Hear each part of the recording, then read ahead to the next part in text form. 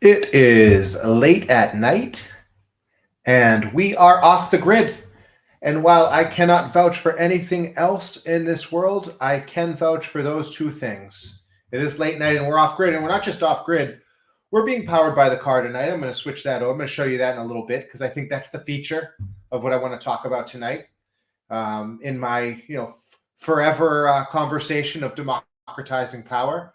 And speaking of that, let's just do a little power check. Let's see how our power is going into today. Well, let's look at what today was. Today's a gray day. This was a live look-in from this morning. Obviously, a live look-in from tonight would just be dark. But a live look-in from this morning, we did not make a lot of power today. I'll show you what that looks like. We did make some. So even when it rains out and even when it's overcast, we are still able to make a bit of power, which is, it always surprises me that we make the power, and then it always disappoints me how little power we actually end up making. But it is, suffice to say, it is something. And what is that something? This is what that something is. That something is, let me just pause this so we don't get ahead of ourselves. But so, so this is where we were tonight. So we're at 16%. This was 10:06. This is about an hour and 20 minutes ago, 10:06 p.m., 10:03 p.m. And we were at 16% power. And 16% power is pretty low for us. Again, we got about 40 kilowatts on our power wall. So 10% of that's 4 kilowatts. So tack on another 2% for posterity. And we've got about 6 kilowatts that we're functioning on. So in theory, if we're functioning on 6 kilowatts and we're using, let's say, half a kilowatt an hour, it still gives us about 8 hours, but it's cutting it close. And at 10 o'clock, that's bringing us into 6 in the morning. We're not going to be making power. We wouldn't be making power at 6 in the morning under the best circumstances on a summer day. So we're certainly not going to be making it now. But let's see. Let's get back to the power check here and see, exactly. I could see we've made 3.2. You can see down there with the power wall. But here's what we used today, 25. We used 25 today. We used a little bit of heat for a couple different heat sources. And compared to the last couple of days, you see we used 24, 25, 22. So it's pretty much on par with what we do in the late fall, is this kind of energy consumption. And I'm kind of flying through these. I was impatient today, but we generated 3.2. That was low. 3.2 kilowatts on a gray day, even on a gray day, is pretty low. It's not nothing. We're going to roll into the really overcast snowy seasons, and we'll make nothing. And that's always a bummer. But this is why we have the car. This is why we have backup power sources that will help us either charge the battery or power the house or both. And so that kind of gives you the synopsis for where we stood just in terms of power usage for today. So about an average, a little more than average. We might have used a little more heat. Right now, it's a little bit warmer out. It's supposed to snow the beginning of the week. And here you can see our house is using 2 kilowatts. So our house is using 2 kilowatts. That's probably, let's say, 0.2 kilowatts for the fireplace fan and 0.3 kilowatts for the fridge. And then we've probably got water running. So it's probably 1.2 kilowatts there about. And that'll essentially bring us up to the 2 kilowatts. It's late at night. My math isn't going to always check out, but that's what it's going to be. There it goes down to 1.9. That gives you a sense of the power that we use today, and the fact that even when we wake up and the day looks like this, it looks gray and it looks overcast, and that's how it was. It didn't get any better than that today. It rained all day, which frankly we needed, but we were still able to make power. But that being said, switching back to the power now, you could see here we have 16%. Now it's even lower. I could look right now. I could tell you in real time because I could pull it up on my phone. And we are looking at, in real time right now, oh no, I can't look it up. Oh yeah, it is 12%. So here on my phone, I don't know if you can see it or not, but we've got 12%. God, I can't really focus on that. Camera, come on. You could do it, right? Does it need something to focus on? I don't know. Take my word for it. It's 12%. So 12% on our power walls. When we get to 5%, our whole power wall system will shut down. And that is super frustrating because then we essentially have to jump start the whole Tesla system for our house. and nobody likes that. So what we did when we get to this point is we switch to the car power. And where I originally started to switch to that, like, so I was flipping through articles. Oh, where was it? Oh, Huckleberry's taking off. Bye, Huckleberry. I was switching through articles. There was Huckleberry earlier, but he just took off. I was switching through some articles. I think it was this one. So it was going back. This is sort of switching through my flip book. So world's biggest electric ship charges up. I thought that was neat. Solar panels that work at night. I think that's neat. Housing complex designed to tackle loneliness. Game-changing program transforms how households pay for power. I think all this stuff is cool. But what really caught my attention, that was a cool, this guy built a boat in his backyard. Family shares video tour of off-grid compound in U.S. wilderness. Quote, enjoying the peace and quiet. And this is interesting. Essentially it's a retirement home that they're building. And I caught a little bit of the video too, because I did think it was pertinent to what I want to share. Where did I put that video? Did I put it anywhere? No, I don't even know maybe I didn't. I thought I captured the video. But they essentially, they talked about how they had built their off-grid cabin, and they had essentially built it as a retirement home, but it is, oh no, it was on this. I had just filmed it, I guess, through this. Hopefully the sound comes through. Let me fast forward through this a little bit.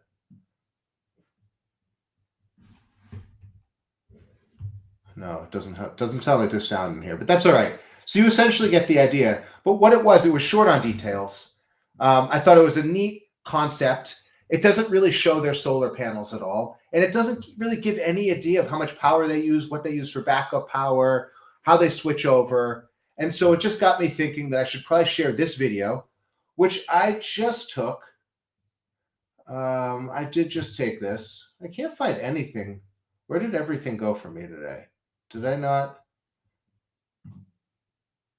Oh, no, that was just the temperature. You can see what the temperature is. So it's actually pretty warm out tonight. This was, again, about an hour and a half ago. This is when I switched over for the car.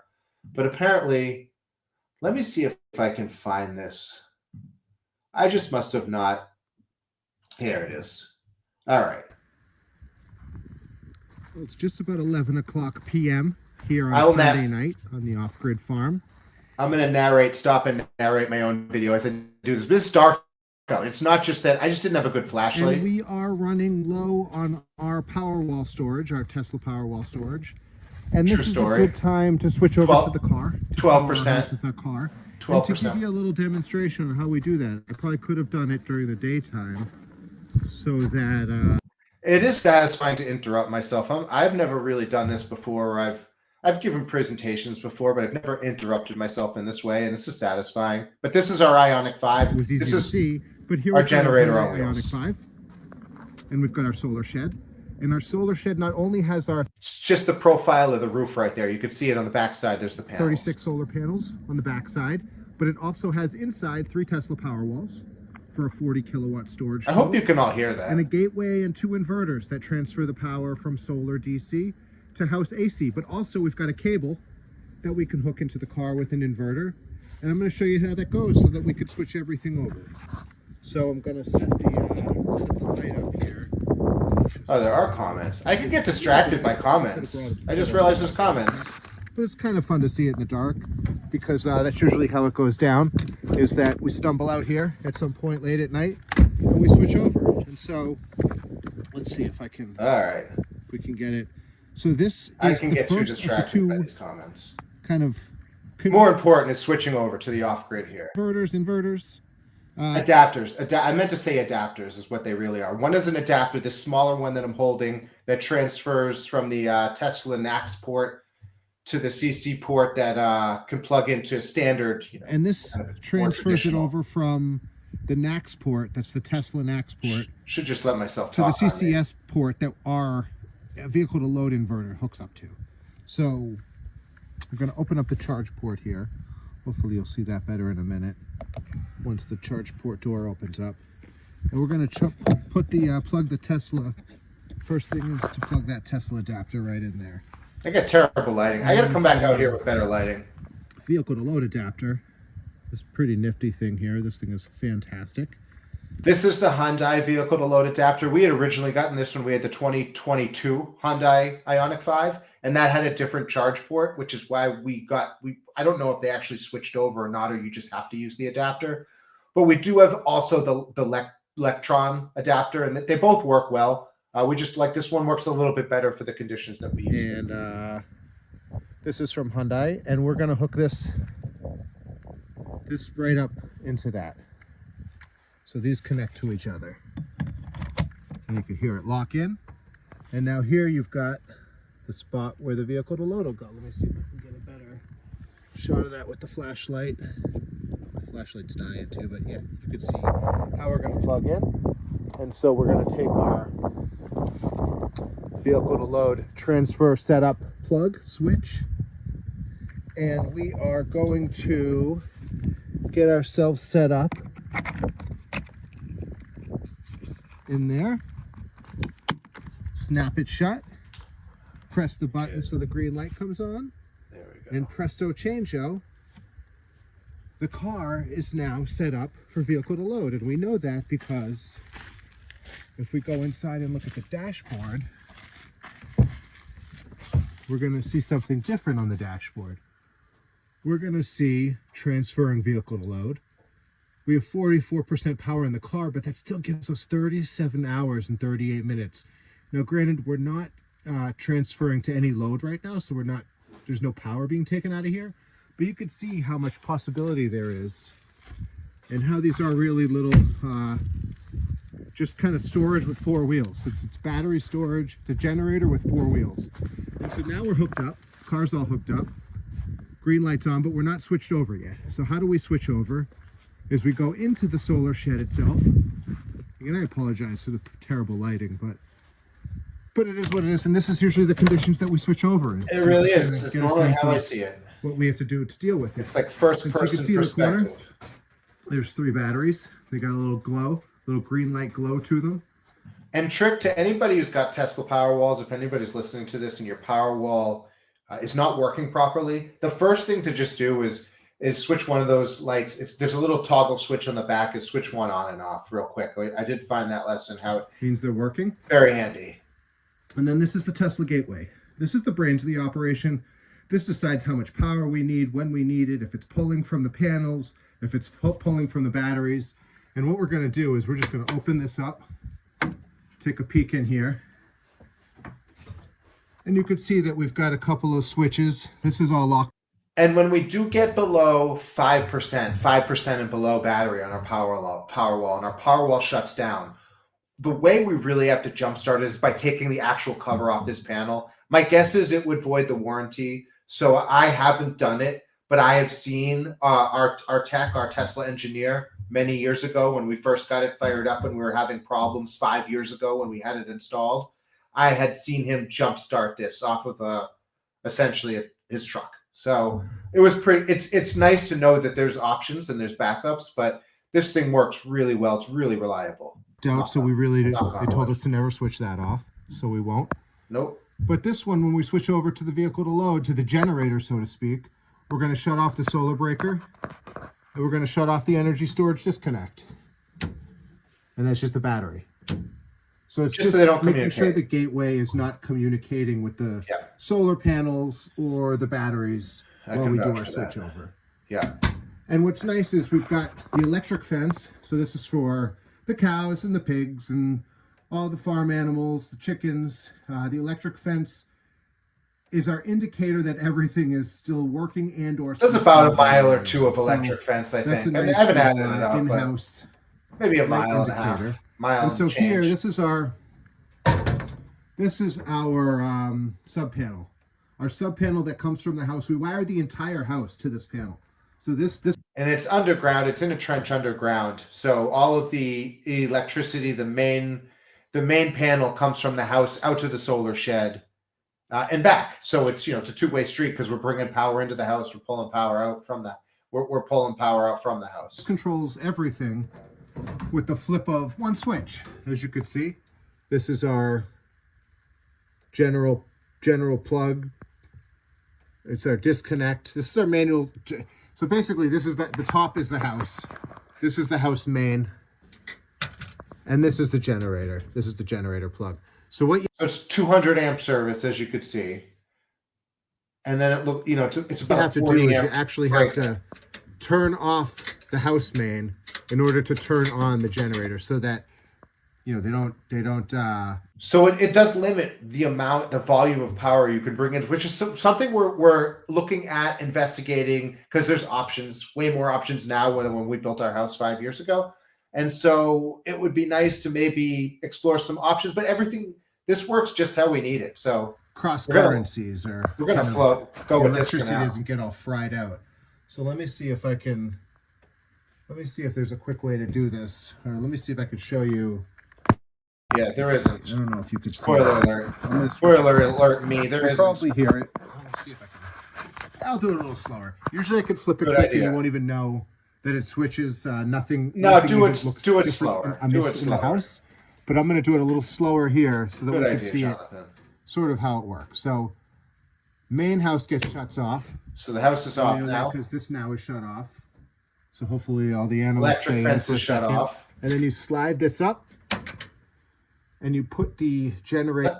So that's why they call it a lockout switch, because it locks you out until you actually shut the house power off and move the generator power over. In this case, it's on. Generator on wheels. And lo and behold. Lo and behold, to the dismay of the cows and the horses and the pigs, electric and the donkeys, back on. Fantastic. the goats. So that's great. So now we've got the house. We'll go back outside. We've got everything switched over now. We can leave the confines of the solar shed and the battery storage system that we've got going on. And in theory, that should work. And we can see lights still on in the house, Yes, which is a good it did sign. work. And we can see the vehicle to load indicator on the adapter, which is really good.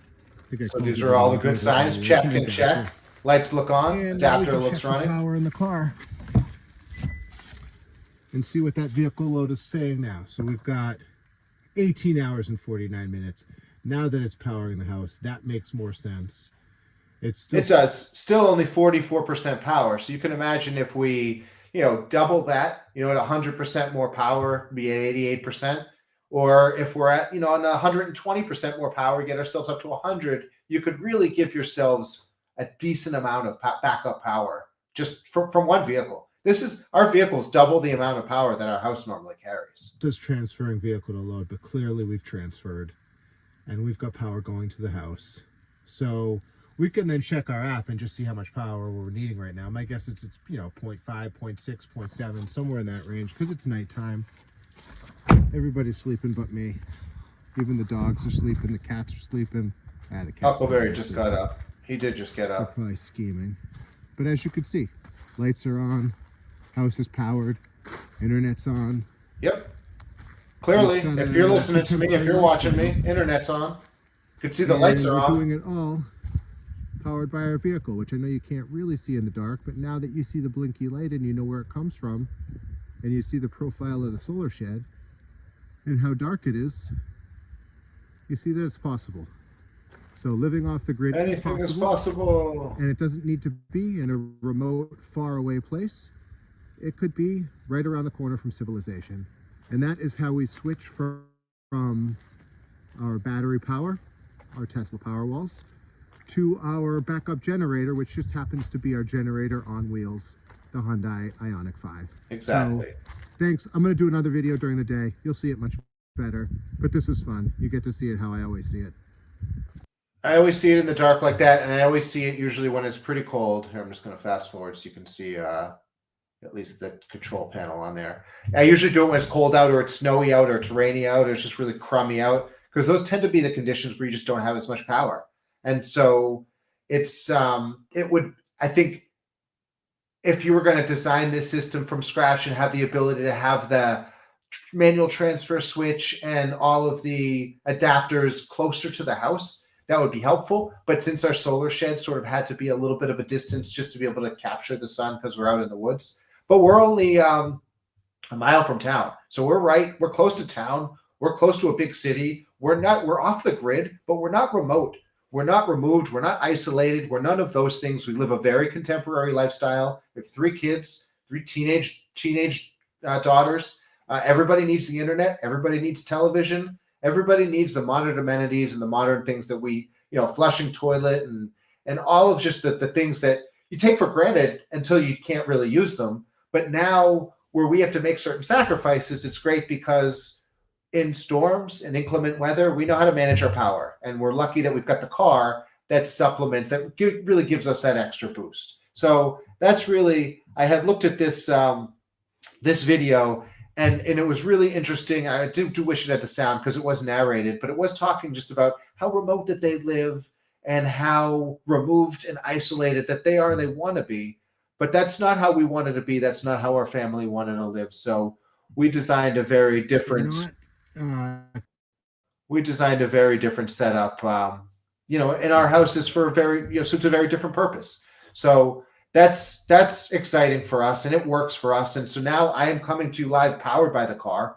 We are off of our Tesla Powerwall batteries, and we are on our Hyundai Ioniq 5 setup. So we're good to go for a while now, and that makes me happy. But that does not make me always as happy. Well, that does make me always as happy as anything else. But I found this. We're going to switch over to food for thought. And food for thought, I love music. And so I'm switching over to Marc Rebillet. I don't know if I'm pronouncing his name absolutely correctly, but this is super cool. I want to make music better. And these are the things that inspire me to want to do it. But these are the things that also give me a little drum beat to life and a little positivity to know how good of a place this world is. So without further ado, let's make a song in one take with Marc. This is so good. Is that too loud? Yeah. If you tell me what you want, I can give it to you. If you tell me what you want, I can give it to you. If you tell me what you want, I can give it to you. If you tell me what you want, I can give it to you. If you tell me what you want, I can give it to you. If you tell me what you want, I can give it to you. If you tell me what you want, I can give it to you. If you tell me what you want, I can give it to you. If you tell me what you want, I can give it to you. If you tell me what you want, I can give it to you. If your body feeling right, I can rock it with you. If you dancing with your feet, I can bug it with you. And if your heart begins to beat, I can love it for you. Oh, come on now. Talented dude. Slower, dreamier B section, he says. Chill keys. He's such a good piano player. There's just layers of talent. It's like he's looping his own layers of talent.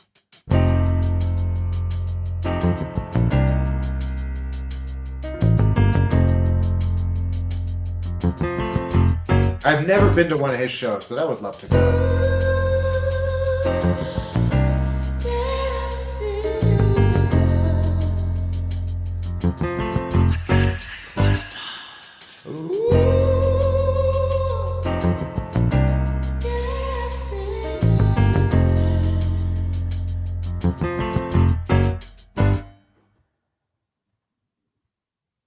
If you tell me what you want, I can give it to you.